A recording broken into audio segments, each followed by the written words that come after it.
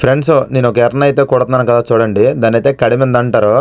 ఎందుకంటే ఇలా మనకు ప్రాణంతో రొయ్యలు అయితే అస్సలు దొరకలేదు. అందుకే కడిమింద ఎర్రలు అయితే కొడుతున్నాం. కడిమింద ఎర్రకి అయితే ఎలాంటి చేపలు పడతావో చూద్దాం.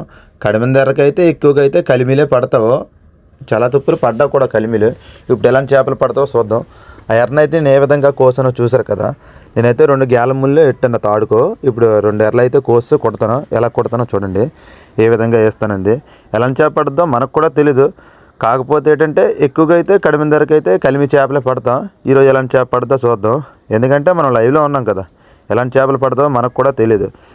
ఇప్పుడైతే నేను గ్యాలం ముళ్ళకి అయితే ఎర్రలు గుచ్చుతున్నాను. ఏ విధంగా చూడండి. ఈరోజు ఎక్కువగా మనకి ఎర్రలకి అయితే కడిమిందలే దొరికావు. ఒక 2 కేజీల నుంచి 3 కేజీలు పైగా ఉండొచ్చు. అంత ఎక్కువగా పడ్డా కడిమిందలు అయితే. ప్రాణంతో రొయ్యలు అయితే అస్సలు మనకు పడలేదు.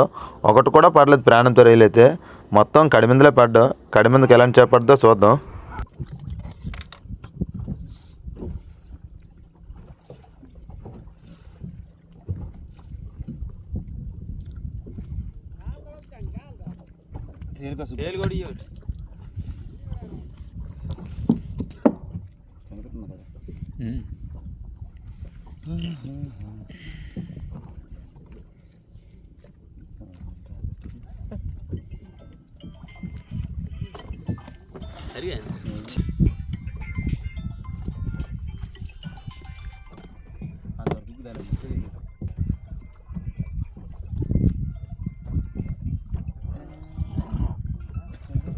ఆ చేపనైతే కల్లపార అంటారు.